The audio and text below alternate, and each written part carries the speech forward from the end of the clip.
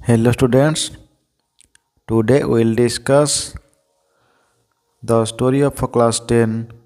a grain as big as a hen's egg. तो ठीक अच्छी आम आज आलोचना करवा a grain as big as a hen's egg गोटे शस्यर दाना जे कि गोटे कुकुड़ार अंडा भली बड़ से विषय आज आम आलोचना करवा ठीक अच्छी देखने कौन रही विषयटी before you read every day you eat rice and a chapati have you seen a grain of rice or wheat how big are this grains तो एवरीडे तो प्रत्येक दिन you eat rice and chapati तुम भात बा रुटी खाई थाओ have you seen a grain of rice तुम कौन के देखिछ कि a grain of rice or wheat तो चाउल बा गहमर दाना को तुम्हें के देखिछ कि how big are this grains ये दाना गुड़िक केड़े केड़े होता तुम्हें देखिछ कि आस्क योर पेरेंट्स और grandparents about the size of the grains during that time ask your parents तुम पिता माता को पचार और ग्रैंड पेरेंट्स कि जेजेमा को पचार about the size of the grains यही शस्य गुड़िकर दाना आकार किभली थिला ड्यूरिंग देयर टाइम तांका समय रे तो तांका समय रे शस्यर दाना किभली थिला बा क्यों आकार रही तांकटू पचारि बुझी neo imagine the size of a grain आज भी आज ए हेन्स एग तो टिके कल्पना कर तो the size of a grain ये जो शस्यर आकारटी आज भी आज हेन्स एग गोटे कुकुड़ार अंडा भली होइतिबो व्हेयर डज इट ग्रो या केउठारे वृद्धि करा जायछि एंड हु ग्रोज इट एवं किए को बढ़ाइथिला why can not we grow that size of grains in our fields why कहीं कैन नॉट वी ग्रो आमे बढ़ाई पारुनाहु दैट साइज ऑफ ग्रेन्स सही आकार शस्य इन आवर फील्ड्स आम कृषि क्षेत्र में आम कहीं से आकार फसल वृद्धि करूँ बा अमल करूँ the discuss in groups and A note down the ideas the discuss in groups तो तुम्हें दलगत भितर आलोचना कर and A note down the ideas एवं से धारणा को तुम्हें कौन कर तुम्हें नोट डाउन कर लिखि रख now read the following story वर्तमान तले गपटी को पढ़ टू नो जानापी मोर अबाउट द ग्रेन्स ये शस्य विषय अधिक किसी which are as big as hen's egg जो दानाटी जो शस्यटी प्राय गोटे कुकुड़ार अंडा भली थिला तो से विषय तुम्हें जानापी ये तले गपटी को पढ़ ठीक अच्छे तो इट स्टार्ट यूनिट 1 कौन रही ना one day some children found in a ravine a thing shaped like a grain of a corn with a groove down the middle, but as large as a hen's egg. A traveler passing by saw the thing, bought it from the children for a penny, and taking it to town, sold it to the king as a curiosity. तो कौन रही Harvard तो raving एक संकीर्ण गभीर उपत्यका से पेला आकार ग्रेनला शस्यर दाना कॉर्नला शस्य ग्रुपडनला कटा दाग बा चिन्ह मिडला मध्यरे लार्जला बड़ ट्राभेलला यात्री पैसिंग अतिक्रम करवा बट अर्थ बाहर भिटू किणिले पेनी पेनी means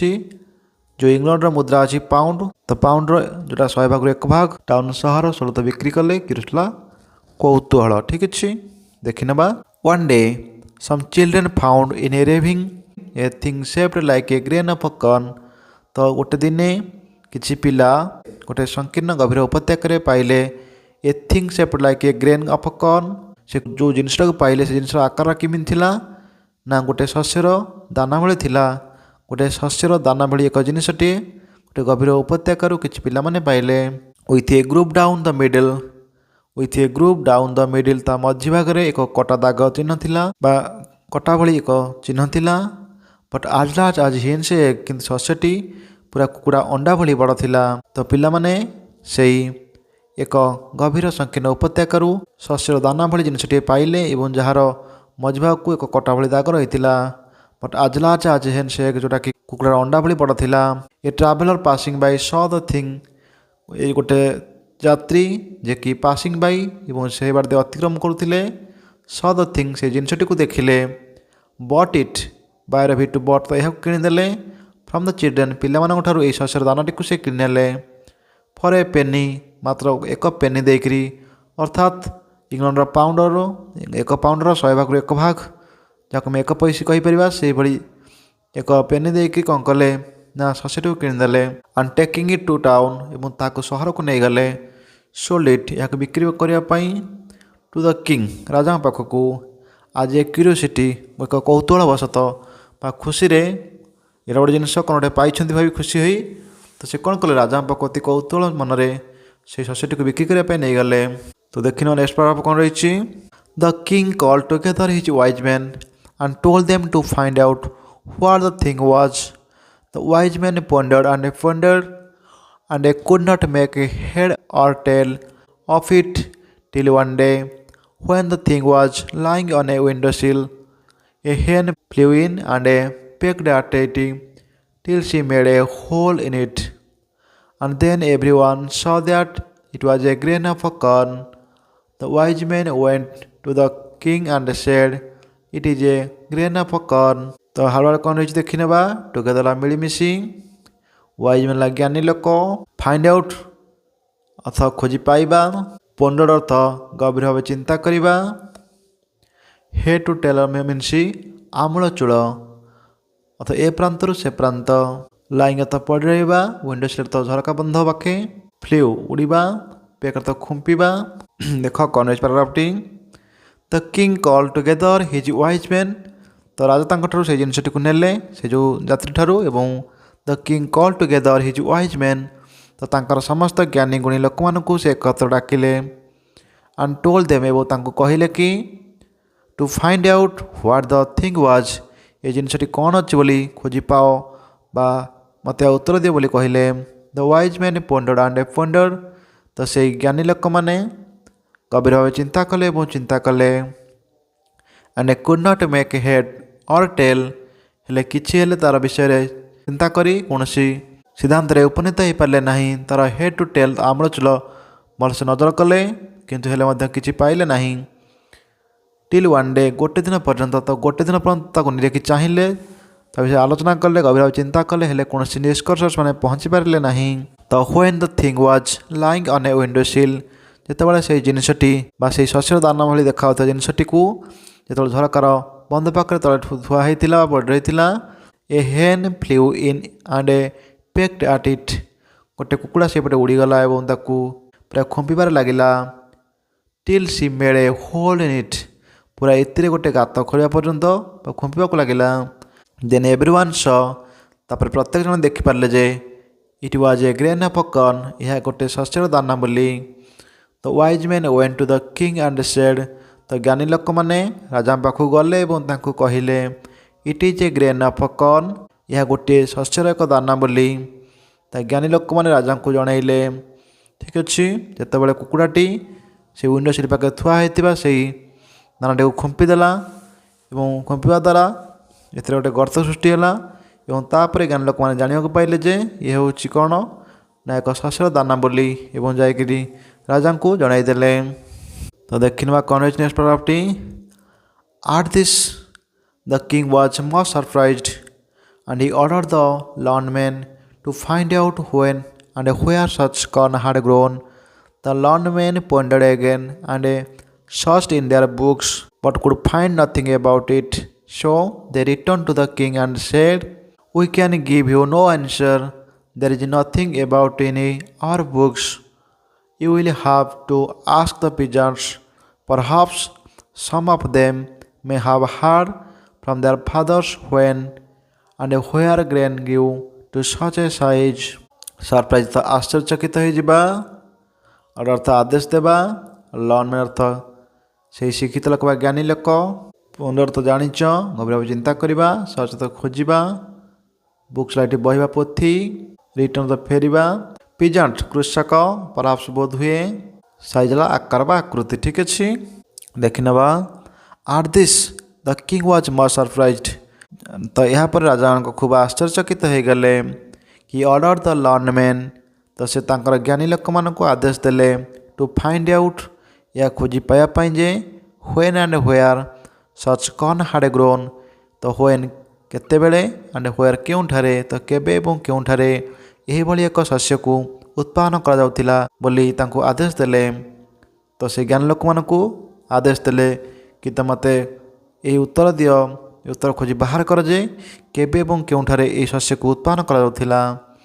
the learned man pondered again and searched in their books.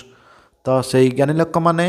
गभीर भाव चिंता कले पुणी थे and search in their books. तो तांकर से विभिन्न पुस्तक यह खोजबा को लगे but could find nothing about it, कि मैंने किसी हेले पाई पारले नहीं ए विषय रे। So they returned to the king and said. तेणु से राजा पाक फेरी आसिले एवं सेड एवं कहले कौन कहले कहले we can give you no answer. आमे आपण को कौन से उत्तर दे पारिबु नहीं। There is nothing about it in your books. तो ए विषय किसी आम बही नहीं। You will have to ask the peasant. तो तुमको कृषक मान को पचारे पड़ो। परहाप्स बोध हुए सम ऑफ देम से भर किसी बा केतेक मे हाव हार्ड हुए तो शुणी फ्रॉम देयर फादर्स तांको बापा ठारू व्हेन एंड व्हेयर केबे एवं केउंठारे grain grew to such a size एहीपरि एक प्रकार शस्य को उत्पादन करा खुशी क्षेत्र में बढ़ा जाउथिला। तो से विषय हुए तो कृषक मैंने आपन को जन पारे जदि से बापा मान ठारू किसी बुझी बा शुणी कि आम ए विषय किसी उत्तर दे पारिबु नहीं, कारण आम पुस्तक ए विषय कौन किसी लेखा नहीं। देखना कौन रही नेक्स्ट पैराग्राफटी। So the king gave orders that some very old peasant should be brought before him, and his servant found such a man and brought him to the king, old and bent, ashy-pale and toothless. He just managed, with the help of two crutches, to totter into the king's presence. तो Harvard कौन रही और आदेश देवा पिजानला कृषक brought तो bring भिटु brought अणाजा विपरीत सम्मुख को आग को सर्वेंटला चाकर ओल्डला वृद्ध बेंटला बंका आसीपेला पाउसिया मुह तुतेस दांतविहीन मैंने तो चल नेबा क्रचता आशाबाड़ी प्रेजेंटला उपस्थिति। ठीक अच्छे। सो द किंग गेव ऑर्डर। तो तापर राजा आदेश देले जे सम वेरी ओल्ड peasant किसी वृद्ध कृषक मान को should be brought before him तांको आगु अणा जाऊ तांको सम्मुखें हाजिर करा जाऊ। And his servant found such a man एवं तांकर सेवाकारी माने फाउंड पाइले सच ए मैन एभली जने लोक and brought him to the king एवं राजा आग को नहीं आसिले जे कि ओल्ड एंड बेंट वृद्ध हो जाते अंटा भांगी जाता से बंका हो जाते आसीपेल तांकर पाउसिया मुह होता एंड टूथलेस एवं दांतविहीन हो जाता अर्थात दांत झड़ी जाता पाकुआ पाटे हो जाता। He just managed with the help of two crutches. He just managed तो से अति कौन मत निजको चलाई नौथिले with the help of two crutches दुईटी आशावाड़ी साहाय्य दुईटी आशावाड़ी माध्यम से निज शरीर को कौन प्रकार परिचालित करदे टू टटर टलमल होकर इनटू द किंग्स प्रेजेंस राजा आगे हाजर हेले राजा आगे उपस्थित हेले दुईटी आशावाड़ी नहीं शरीर टलमल अवस्था। ठीक अच्छे। The king showed him the grain but the old man could hardly see it. He took it, however, and felt it with his hands. The king questioned him, saying, the king showed him the grain. तापर राजा कौन कले सो देखा राजा कौन कले से शस्यटी को देखाइले बट द ओल्ड मैन कि से वृद्ध लोकटी कुड हार्डली सी इट अति कष्ट को देखिपारे। हि टुक इट से देखिले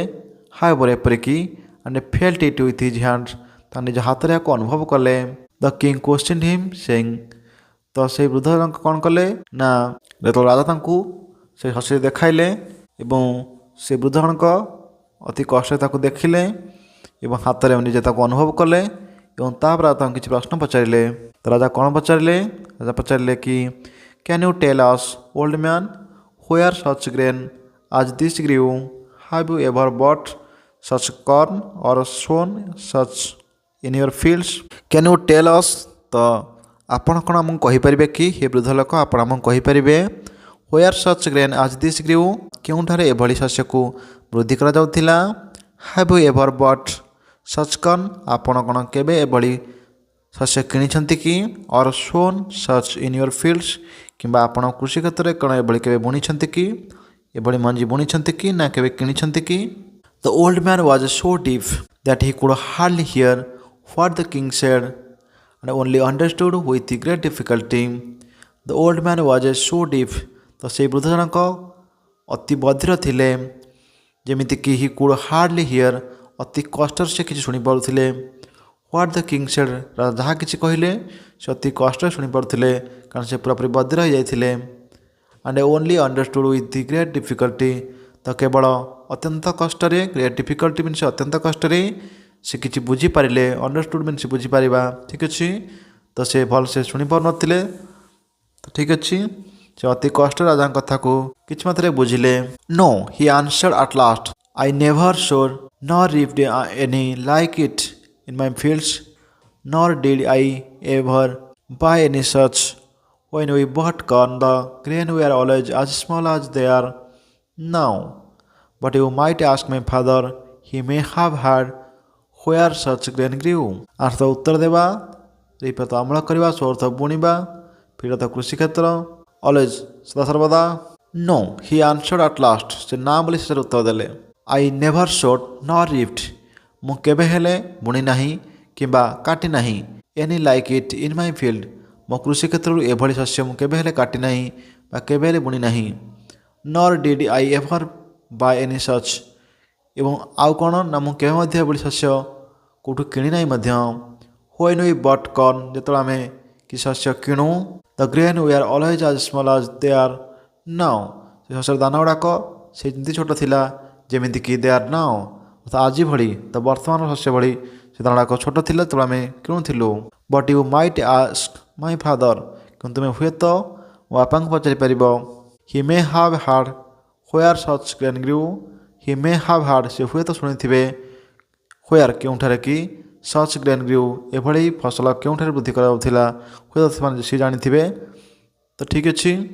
तांको पचरा जाए बोली ए वृद्ध कृषक को उत्तर देले। So the king sent for the old man's father and he was found and brought before the king. He came walking with one crutch. The king showed him the grain, and the old peasant, who was still able to see, took a good look at it. And the king asked him. So the king sent for the old man's father. राजा कौन कले ना से वृद्ध लोक आने डकई पठेले। एंड ही वाज फाउंड, तो तांकर सेवाकारी माने तांको पाइले। And brought before he king, एवं राजा आगे आने हाजर कराइले। He came walking with one crutch, से मात्र गोटे आशा बाड़ी चली पारुथिले। The king showed him the grain, एवं राजा तांको कौन कले ना से शस्यर दानाटी को देखाइले। एंड द ओल्ड पिजांट, तो से वृद्ध कृषक who was still able to see, जे केबे भी सुधा तांकर दृष्टिशक्ति रही बा से देखा समर्थ अटंती। Took a good look at it, तो या भल से टिके नजर करने। And the king asked him, राजा तांको प्रश्न कले, can you not tell us old man where corn like this used to grow, can you not tell us, तो आपण कौन आमको कहीपरेनि, हे वृद्ध लोक आपण कौन आमको कहीपरेनि where corn like this used to grow, तो केउठारे एभली शस्य उत्पादन करा जाउथिला। Have you ever bought any like it or sown any in your fields. राजा प्रश्न कर वृद्ध को, प्रथम वृद्धर बापा आसुचंती, द्वितीय वृद्ध जे कि राजा प्रश्न कर कि have you ever bought any like it, have you ever तुम कौन केबे किणिच कि एभली शस्य, और सोन केबे बुणीच कि इन योर फील्ड्स, तो तुम्हें तुमार एभली शस्य केबे किणिच कि ना तुम कृषि क्षेत्र के बुणीच कि बोली प्रश्न कले। तो एट सर जाइए तुम प्रथम यूनिट टी, ठीक अच्छे। तो नेक्स्ट यूनिट नेक्स्ट क्लास देखी ना। थैंक्स।